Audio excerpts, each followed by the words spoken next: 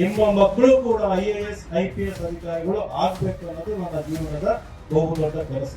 ಯಾರಾದ್ರೂ IAS ಮಾಡ್ತೀನಿ ಅಂತ ಮುಂದೆ ಬಂದ್ರೆ ನಾನು ನಿಮಗೆ ಉಚಿತವಾಗಿ IAS ಕೋಚಿಂಗ್ ಕೊಡೋದಕ್ಕೆ ತಯಾರಿದ್ದೀನಿ. ನಮ್ಮ ಜನಸಂಖ್ಯೆ ಸುಮಾರು 75ರಿಂದ 80% ಇದೆ ಅಂದ್ಮೇಲೆ ಟಾಪ್ 100 ಅಲ್ಲಿ 75ರಿಂದ 80 ಮಕ್ಕಳು SC OBC ಇರಬೇಕು. ಅದು ನ್ಯಾಯಯುತವಾಗಿ ಇರಬೇಕಾಗುತ್ತೆ. ಇವತ್ತು ಇದನ್ನು ನಮ್ಮನ್ನೆಲ್ಲ ಆಳವಾಗಿ ಗೊತ್ತಿದೆ. MLAಗಳು ಇರ್ಬೋದು, MP ಗಳು ಇರ್ಬೋದು, ಮಿನಿಸ್ಟರ್ಗಳು ಇರ್ಬೋದು, ಜಿಲ್ಲಾ ಉಸ್ತುವಾರಿ ಸಚಿವರು ಇರ್ಬೋದು, ಪ್ರತಿಯೊಬ್ಬರಿಗೂ ಗೊತ್ತಿದೆ ಸರ್ಕಾರಿ ಶಾಲೆಗಳು ಸಾಕಾಗಿರುವಂತದ್ದು. ಆದ್ರೂ ವೇದಿಕೆ ಮೇಲೆ ಒಂದು ಭಾಷಣ ಮಾಡ್ತಾರೆ, ಆದ್ರೆ ಸರ್ಕಾರಿ ಶಾಲೆಯಲ್ಲಿ ಓದ್ತಾ ಮಕ್ಕಳು ಯಾರಂತ ಗೊತ್ತಿದ್ರು ಕೂಡ ಆ ಮಕ್ಕಳಿಗೆ ಒಳ್ಳೆ ಶಿಕ್ಷಣ ಕೊಡ್ತಾ ಇಲ್ಲ. 2016ರಲ್ಲಿ ಇಡೀ ದೇಶಕ್ಕೆ ರ್ಯಾಂಕ್ ಅನ್ನು ಕೊಟ್ಟಂತ ಏಕೈಕ ಸಂಸ್ಥೆ ಅಂತಂದ್ರೆ ನಮ್ದು ಇನ್ಸೈಟ್ಸ್ IAS. ಸ್ವತಂತ್ರವಾಗಿ ನಾವು ಬದುಕ್ತೀವಿ, ಯಾರ ಹಂಗಿನಲ್ಲಿ ನಾವು ಬದುಕೋದಿಲ್ಲ ಅನ್ನೋ ಒಂದು ಸ್ವಾಭಿಮಾನ ನಮಗೆ ಬರಬೇಕು.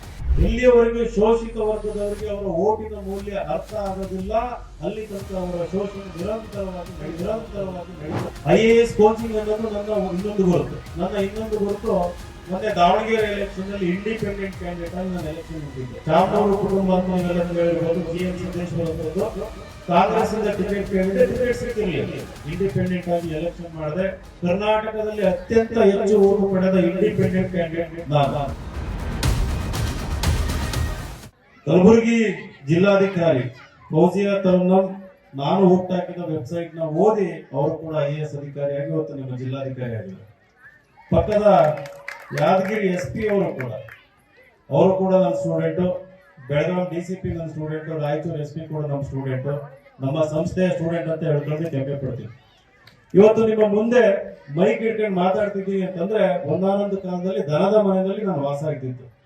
ಇಲ್ಲಿ ಕೂತಿರೋರು ಬಹುತೇಕ ಜನರು ಏನಿದ್ದೀರಿ, ನೀವೆಲ್ಲ ಬಡವರಿದ್ದೀರಿ, ನನಗೆ ಅರ್ಥ ಆಗುತ್ತೆ ನಿಮ್ ಕಷ್ಟ ಏನು ಅಂತಂದು.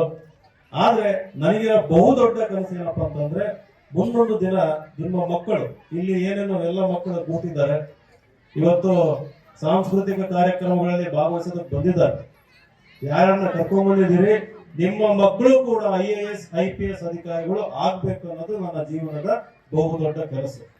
ಈ ಕನಸು ಈಡೇರಲಿ ಅಂತಂದು ನಮ್ಮ ಇನ್ಸೈಟ್ಸ್ IAS ಸಂಸ್ಥೆನಲ್ಲಿ ಯಾರೇ ಆಗಲಿ, ಯಾವುದೇ ಒಬ್ಬ ಶೋಷಿತ ವರ್ಗದ ಮಗು ಬಂದಾಗ ನಾವು ಫ್ರೀ ಆಗಿ ಕೊಟ್ಟಿದ್ದೀನಿ, ಹೆಚ್ಚು ಕೂಡ ಚಾರ್ಜ್ ಮಾಡೋದಿಲ್ಲ. ಇವತ್ತು ರಾಜು ಕಪ್ನೂರವರು ನಿಮ್ಮಲ್ಲಿ ಯಾರಾದ್ರೂ ಮಕ್ಕಳನ್ನ ಅಂತ ಹೇಳೋದಿಲ್ಲ, ಎಲ್ಲಾ ಮಕ್ಕಳನ್ನು ಕೂಡ ಅವರು ಇವತ್ತು ಬೆಂಬಲಿಸ್ತಾ ಇದ್ದಾರೆ.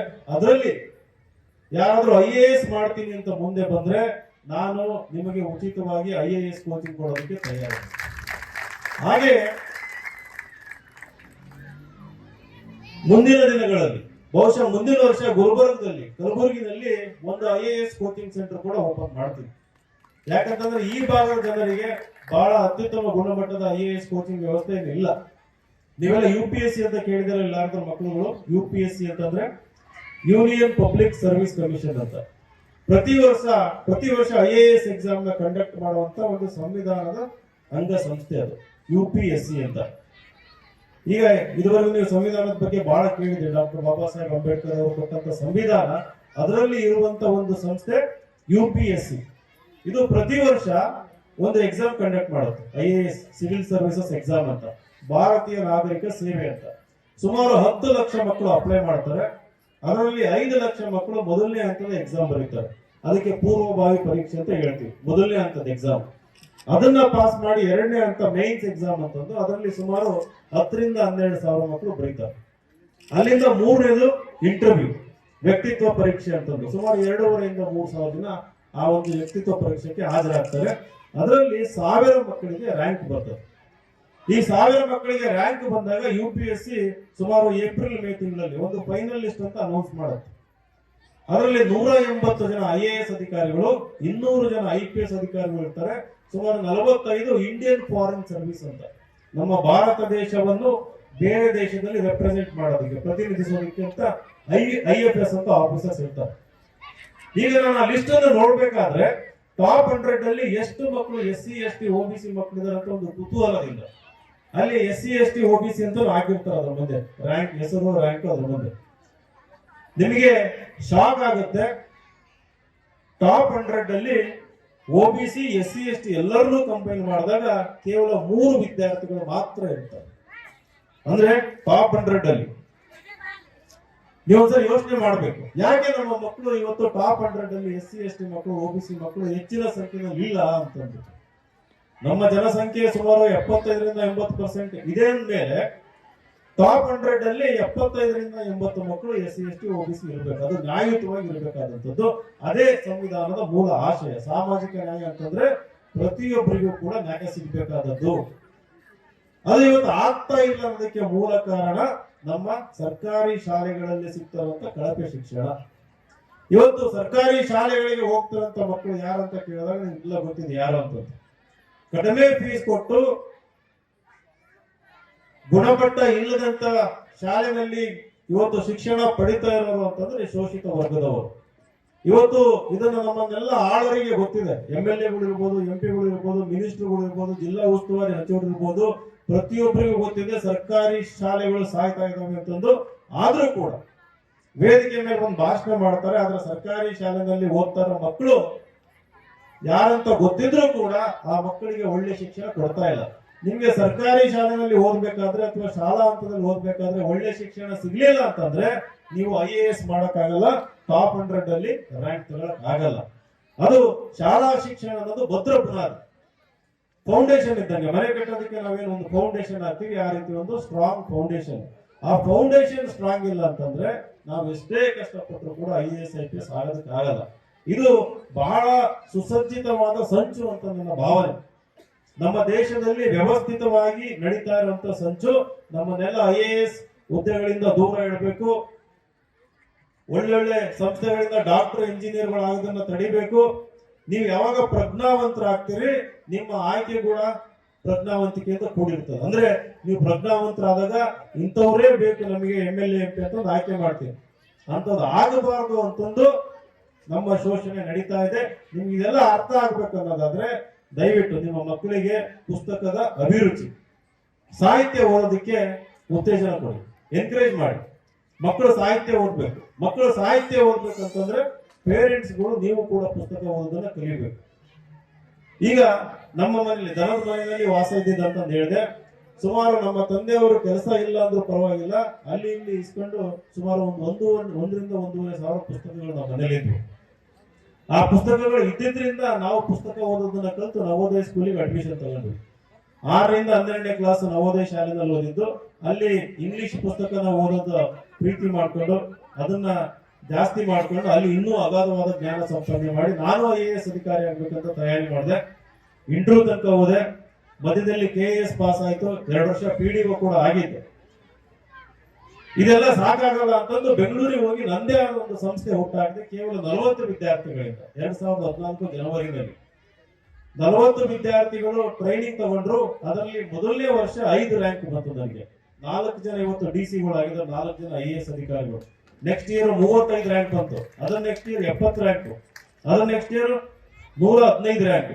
2016ರಲ್ಲಿ ಇಡೀ ದೇಶಕ್ಕೆ ರ್ಯಾಂಕ್ ಅನ್ನು ಕೊಟ್ಟಂತ ಏಕೈಕ ಸಂಸ್ಥೆ ಅಂತಂದ್ರೆ ನಮ್ದು ಇನ್ಸೈಟ್ಸ್ IAS. ಅದು ಸಾಧ್ಯ ಆಗಿದ್ದು ನಾನು ಪುಸ್ತಕ ಓದೋದಕ್ಕೆ ಶುರು ಮಾಡಿದ್ರಿಂದ, ಜೊತೆಗೆ ಧೈರ್ಯ ಮಾಡಿದ್ದು. ನಾವು ರಿಸ್ಕ್ ತಗೋಬೇಕು. ಕೇವಲ ಪುಸ್ತಕ ಓದಿ ಶಿಕ್ಷಣ ಪಡೆದ ತಕ್ಷಣ ದೊಡ್ಡವರಾಗ್ಬಿಡೋದಿಲ್ಲ. ನಮ್ಮೊಳಗೆ ಒಂದು ಧೈರ್ಯ ಬರಬೇಕು, ಸ್ವಾಭಿಮಾನ ಬರಬೇಕು. ಸ್ವತಂತ್ರವಾಗಿ ನಾವು ಬದುಕ್ತೀವಿ, ಯಾರ ಹಂಗಿನಲ್ಲಿ ನಾವು ಬದುಕೋದಿಲ್ಲ ಅನ್ನೋ ಒಂದು ಸ್ವಾಭಿಮಾನ ನಮಗೆ ಬರಬೇಕು. ಇವತ್ತು ಎಲೆಕ್ಷನ್ಗಳಲ್ಲಿ ನೋಡಿ ನಮ್ಮ ಓಟ್ಗಳು ಮಾರಾಟ ಆಗ್ತವೆ. ನಮ್ಮ ಓಟಿನ ಮೌಲ್ಯ ನಮಗೆ ಗೊತ್ತಿಲ್ಲ. ಡಾಕ್ಟರ್ BR ಅಂಬೇಡ್ಕರ್ ಒಂದು ಕೊನೆ ಒಂದು ಮಾತು ಹೇಳ್ತಾ ಇದ್ರು, ಎಲ್ಲಿಯವರೆಗೂ ಶೋಷಿತ ವರ್ಗದವರಿಗೆ ಅವರ ಓಟಿನ ಮೌಲ್ಯ ಅರ್ಥ ಆಗೋದಿಲ್ಲ, ಅಲ್ಲಿ ತನಕ ಅವರ ಶೋಷಣೆ ನಿರಂತರವಾಗಿ ನಡೀತಾ ಇರ್ತದೆ ಅಂತ. ನಮ್ಮ ಓಟಿನ ಮೌಲ್ಯ ನಮ್ಗೆ ಅರ್ಥ ಆದಾಗ ನಮಗೆ ಶೋಷಣೆಯಿಂದ ಮುಕ್ತಿ ಸಿಗ್ತದೆ. ನಮ್ಗೆ ಇವತ್ತು ಆ ಒಂದು ಅರ್ಥ ಆಗ್ಬೇಕು ಅನ್ನೋದಾದ್ರೆ ನಮಗೆ ಶಿಕ್ಷಣದ ಜೊತೆಗೆ ಈ ಹವ್ಯಾಸಗಳು, ಪುಸ್ತಕ ಓದೋದಿರ್ಬೋದು, ಬರೆಯೋದಿರ್ಬೋದು, ಅದೆಲ್ಲ ನಮ್ಗೆ ಬೇಕು. ಅದು ಸಿಗದೇ ಇರೋ ರೀತಿಯಲ್ಲಿ ಒಂದು ವ್ಯವಸ್ಥೆ ಹುಟ್ಟಾಕಿದ್ದಾರೆ. ಆ ವ್ಯವಸ್ಥೆನ ನಾವು ಭೇದಿಸಬೇಕು, ಹೊಡೆದಾಕ್ಬೇಕು. ಆಮೇಲೆ ಆ ವ್ಯವಸ್ಥೆಯಿಂದ ಮುಕ್ತಿ ಪಡಿಬೇಕು. ಇದು ಸಾಧ್ಯ ಆಗ್ಬೇಕಂತಂದ್ರೆ ನಮ್ಮವರು ಹೆಚ್ಚಿನ ಸಂಖ್ಯೆಯಲ್ಲಿ ವಿದ್ಯಾಸಂಸ್ಥೆಗಳನ್ನು ಶುರು ಮಾಡಬೇಕು, ಉದ್ಯಮಗಳನ್ನು ಶುರು ಮಾಡಬೇಕು, ರಾಜಕೀಯದಲ್ಲಿ ಅಧಿಕಾರವನ್ನು ಪಡಿಬೇಕು. ದಯವಿಟ್ಟು ನಿಮ್ಮ ಮಕ್ಕಳಿಗೆ ದೊಡ್ಡ ದೊಡ್ಡ ಕನಸು ಕಾಣೋದನ್ನ ಹೇಳ್ಕೊಡಿ, ನೀವು ಅದರಂತೆ ನಡ್ಕೊಳ್ಳಿ. ಬಾಬಾ ಸಾಹೇಬ್ ಅಂಬೇಡ್ಕರ್ ಹಾಕಿಕೊಟ್ಟಂತ ಮಾರ್ಗ, ಆ ಮಾರ್ಗದ ಮುಂದೆ ಇನ್ನೊಂದು ಯಾವ ದೊಡ್ಡ ಮಾರ್ಗ ಇಲ್ಲ ನಮ್ಗೆ. ಅದೇ ಅತ್ಯಂತ ಶ್ರೇಷ್ಠವಾದ ಮಾರ್ಗ ನಮ್ಮ ಮುಂದೆ ಇರುವಂತದ್ದು.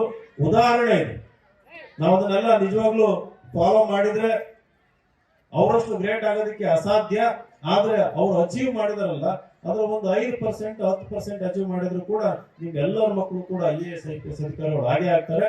ಅದಕ್ಕೆ ನಾವು ರಾಜು ಕಪ್ನೂರ್ ಅವರ ಸಹಯೋಗದಲ್ಲಿ ಮುಂದಿನ ದಿನಗಳಲ್ಲಿ ಚಂದ್ರಶೇಖರ್ ಕಟ್ಟಿಮನಿ ಅವರು ಗುಲ್ಬರ್ಗದಲ್ಲಿ ಬಹಳ ಅತ್ಯುತ್ತಮ ಒಂದು ಪ್ರೋಗ್ರಾಮ್ ಅನ್ನು ಶುರು ಮಾಡಿದ್ದಾರೆ, ಮನೆ ಮನೆಗೆ ಮಹಾನಾಯಕ ಅನ್ನೋದು. ಜೊತೆಗೆ ಗುಲ್ಬರ್ಗದಲ್ಲಿ ಸುಮಾರು 50 IAS ಅಧಿಕಾರಿಗಳು ಹುಟ್ಟಬೇಕು ಮುಂದಿನ 10 ವರ್ಷದಲ್ಲಿ ಅಂತಂದು ನಾನು ಕೂಡ ಅವರ ಸಹಯೋಗದೊಂದಿಗೆ ಈ ಒಂದು ಕೆಲಸಕ್ಕೆ ಕೈ ಹಾಕ್ತೀನಿ. ಈ ಜಿಲ್ಲೆಯಲ್ಲಿ ವಿಶೇಷವಾಗಿ ನೀವೆಲ್ಲ IAS ಅಧಿಕಾರಿಗಳು ಆದಾಗ ನಿಮಗೆ ಬಡವರ ನೋವು ಗೊತ್ತು, ಹಸಿದವರ ನೋವು ಗೊತ್ತು. ನಿಮ್ಮ ಆಫೀಸಿಗೆ ಯಾರಾದರೂ ಬಡವರು ಬಂದಾಗ, ಶೋಷಿತರು ಬಂದಾಗ, ನೀವು IAS ಅಧಿಕಾರಿ ಆದಾಗ ನೀವು ಅವರಿಗೆ ಸ್ಪಂದಿಸ್ತೀರಿ. ಆ ಒಂದು ಕಾರಣಕ್ಕೋಸ್ಕರ ನೀವು IAS ಅಧಿಕಾರಿಗಳು ಆಗ್ಬೇಕು ಅಂತಂದು ನಿಮ್ಗೆಲ್ಲ ಆಶಿಸಿ ಹಾರೈಸಿ ನಿಮ್ಗೆಲ್ಲ ಒಳ್ಳೇದಾಗ್ಲಿ ಅಂತ ಕೇಳ್ಕೊಂಡು ನನ್ನನ್ನ ದಾವಣಗೆರೆಯಿಂದ ಬಂದಿರೋಂಥದ್ದು. ನಾನು ದಾವಣಗೆರೆಯಿಂದ ಬೆಳಗ್ಗೆ ಬಂದು ಒಂದು ಪ್ರೋಗ್ರಾಮ್ ಅಟೆಂಡ್ ಮಾಡಿ ಈಗ ಮಾತಾಡ್ತಾ ಇದ್ದೀನಿ. ಕೊನೆಯದಾಗಿ ಇಲ್ಲಿ ವೇದಿಕೆ ಮೇಲೆ ಹಲವಾರು ಮುಖಂಡರಿದ್ದೀರಿ, ಮುಂದೆನೂ ಕೂಡ ಹಲವಾರು ಜನ ಇದ್ದೀರಿ. IAS ಕೋಚಿಂಗ್ ಅನ್ನೋದು ನನ್ನ ಇನ್ನೊಂದು ಗುರುತು ಮೊನ್ನೆ ದಾವಣಗೆರೆ ಎಲೆಕ್ಷನ್ ನಲ್ಲಿ ಇಂಡಿಪೆಂಡೆಂಟ್ ಕ್ಯಾಂಡಿಡೇಟ್ ಆಗಿ ನಾನು ಎಲೆಕ್ಷನ್ ನಿಂತಿದ್ದೆ. ಶಾಮನೂರು ಕುಟುಂಬ ಅಂತ ನೀವೆಲ್ಲ ಕೇಳಿರ್ಬೋದು, GM ಸಿದ್ದೇಶ್ವರ್ ಅಂತಂದು ಕಾಂಗ್ರೆಸ್ ಇಂದ ಟಿಕೆಟ್ ಕೇಳಿದೆ, ಟಿಕೆಟ್ ಸಿಕ್ಕಿರ್ಲಿಲ್ಲ ಅಂತ ಮನೇಲಿ ಕೂರ್ಲಿಲ್ಲ. ಬಾಬಾ ಸಾಹೇಬ್ ಅಂಬೇಡ್ಕರ್ ಏನೋ ಒಂದು ಮಾರ್ಗ ಹಾಕೊಟ್ಟಿದ್ದಾರೆ, ಆ ಮಾರ್ಗದಲ್ಲಿ ನಾನು ಕೂಡ ಸಾಗಿ ಇಂಡಿಪೆಂಡೆಂಟ್ ಆಗಿ ಎಲೆಕ್ಷನ್ ಮಾಡಿದೆ. ಕರ್ನಾಟಕದಲ್ಲಿ ಅತ್ಯಂತ ಹೆಚ್ಚು ಓಟು ಪಡೆದ ಇಂಡಿಪೆಂಡೆಂಟ್ ಕ್ಯಾಂಡಿಡೇಟ್ ನಾನು. ಮೊನ್ನೆ MP ಎಲೆಕ್ಷನ್ ನಲ್ಲಿ ಯಾರಿಗೂ ಕೂಡ ₹1 ಕೊಡ್ಲಿಲ್ಲ ನಾನು ಓಟಿಗೆ. ನಮ್ಮ ಅಪ್ಪ ಇವತ್ತಿನವರೆಗೂ ಗ್ರಾಮ ಪಂಚಾಯತಿ ಎಲೆಕ್ಷನ್ ಮಾಡಿಲ್ಲ, ನಮ್ಮ ಅಮ್ಮನ ಕಡೆಯಿಂದ ಪೊಲಿಟಿಕಲಿ ಬ್ಯಾಕ್ ಗ್ರೌಂಡ್ ಇಲ್ಲ, ಯಾರು ರಾಜಕೀಯ ಹಿನ್ನೆಲೆ ಇದ್ದಂಗೆ ಇವತ್ತು ನಾನು ಇಷ್ಟು ಚಿಕ್ಕ ಮಟ್ಟದಲ್ಲಿ ಈ ಕೆಲಸ ನನಗೆ ಮಾಡೋದಕ್ಕೆ ಸಾಧ್ಯ ಆಗುತ್ತೆ ಅಂತಂದ್ರೆ ನಾಳೆ ನಿಮ್ಮ ಮಕ್ಕಳು ಕೂಡ ದೊಡ್ಡ ಮಟ್ಟದ ಸಾಧನೆ ಮಾಡಬಹುದು. IAS ಅಧಿಕಾರಿ ಆಗ್ಬೋದು, ದೊಡ್ಡ ರಾಜಕಾರಣಿಗಳಾಗ್ಬೋದು, MLA MP ಆಗ್ಬೋದು. ಹಾಗಾಗಿ ದೊಡ್ಡ ಕನಸನ್ನ ಕಾಣ್ಲಿ. ಆ ಕಾಣೋದಕ್ಕೆ ಬೇಕಾದಂತ ಒಂದು ಸ್ವಾತಂತ್ರ್ಯ, ಒಂದು ಸಂಸ್ಕೃತಿ ನಿಮ್ಮ ಮನೆಗಳಲ್ಲಿ ನೀವೆಲ್ಲ ನಿರ್ಮಾಣ ಮಾಡಿ ಅಂತ ಹೇಳಿ ನಾನು ಒಂದೆರಡು ಮಾತು ಮುಗಿಸ್ತೀನಿ. ಜೈ ಭೀಮ್. ನಮಸ್ಕಾರ.